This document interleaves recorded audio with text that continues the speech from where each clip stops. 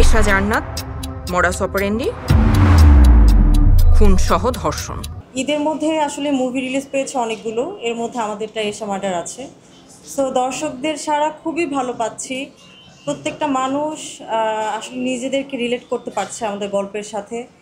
এবং সবাই আসলে, আমার নাম তো আসলে চেঞ্জই হয়ে গিয়েছে, সবাই আমাকে এসে জিজ্ঞেস করছে এশা আপু কেমন আছেন।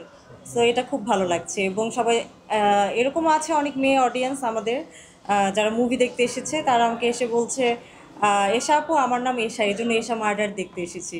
সো খুবই ভালো লাগছে। এবং আসলে আমাদের এই গল্প তো আসলে সমাজকে ঘিরেই, সমাজের একটা ঘটনাকে উল্লেখ করেই আসলে গল্পটা। সো সবাই নিজেদেরকে রিলেট করতে পারছে। আমরা তো আসলে কেউই সমাজের বাইরে নই। সো প্রত্যেকটা মানুষ আমরা সমাজের অন্তর্ভুক্ত। সো সবাই আসলে নিজেদের জীবন বা তার পার্শ্ববর্তী কোনো ক্যারেক্টারকে আমাদের এই গল্পের সাথে খুব ভালোভাবে ইনভলভ করতে পারছে। সো পজিটিভ, সব কিছুই পজিটিভ। এবং আমরা খুবই এনজয় করছি সবার রিভিউ। পূজা থেকে শহর জার্নিটা ভালো ছিল, কারণ আসলে আমাদের কাজই তো আসলে অ্যাক্টিং করা। সো একটা নতুন ক্যারেক্টার পেলে ওই ক্যারেক্টারকে ধারণ করার যে পুরোটুকু জার্নি, ওইটা আসলে একটু তো পড়াশোনা আছে, পড়াশোনা করতে হয়। এবং আসলে ওইটা নিয়ে আসলে আমাদের ডিরেক্টর আসলে এত ভালো করে আমাদেরকে সব কিছু বুঝিয়েছে। এসে ক্যারেক্টারটি কীরকম, সে কীভাবে কথা বলে, কীভাবে হাঁটাচলা করে। সো প্রত্যেকটা জিনিস যখন এত ভালো করে বুঝিয়ে দেওয়া হয়, তখন আসলে ক্যারেক্টারে ইনভলভ হতে আসলে এত কষ্ট হয় না। সো আমি এনজয় করেছি, খুবই ভালো ছিল। আমি যখন থেকেই জানি এশা মার্ডারের বাঁধন আপু আছে, আমি আসলে তখন থেকে ওয়েট করছিলাম। আমাকে তো অনেক দিন ওয়েট করে রেখেছিল, অলমোস্ট 1 মান্থ। সো ওয়েট করেছি কখন আসলে অডিশন দেওয়ার পরে আমি কি সিলেক্টেড হব কি হব না। সো ফাইনালি আসলে সিলেক্টেড হয়েছে এবং বাঁধন আপুর সাথে কাজ করার সুযোগ হয়েছে আমার। এবং আমি তো আজকে এসেছি বাঁধন আপুর জন্য। So she is very sweet. এবং আসলে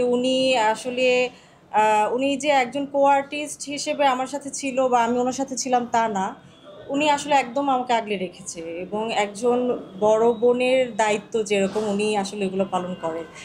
উনি জানে হাউ টু, আই মিন কাকে কীভাবে আসলে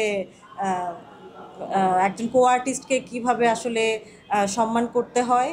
এবং সে মানে তার থেকে ছোট হোক বা বড় হোক, সে জানে আসলে, বাঁধন আপু জানে কীভাবে একজন কো আর্টিস্টকে সম্মান করতে হয়।